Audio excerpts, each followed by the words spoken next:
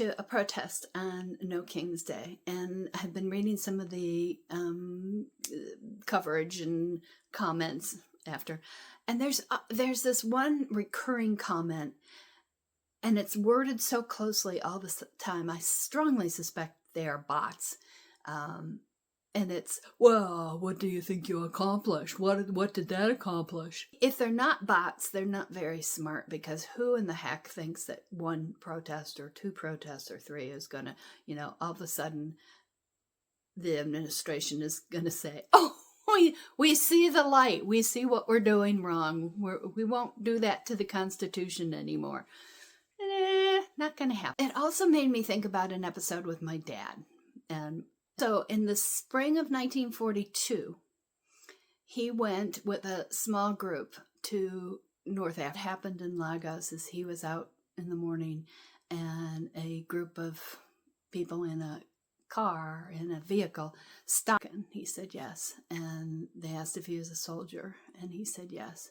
And they asked where he was going, and he was a little cagey about it, and asked if he was going back west toward the U.S. And he said no. And they were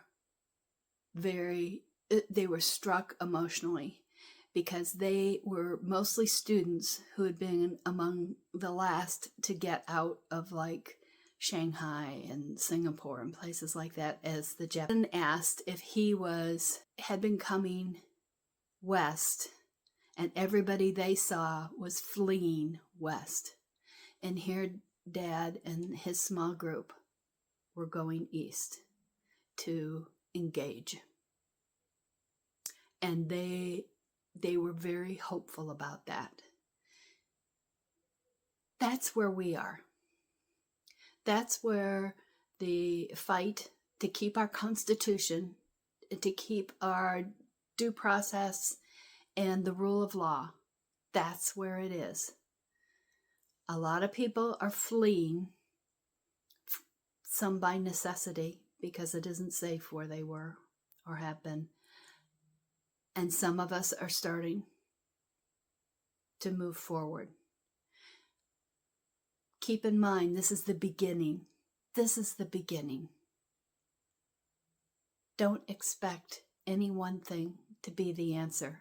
It's going to be many things. And sticking with it.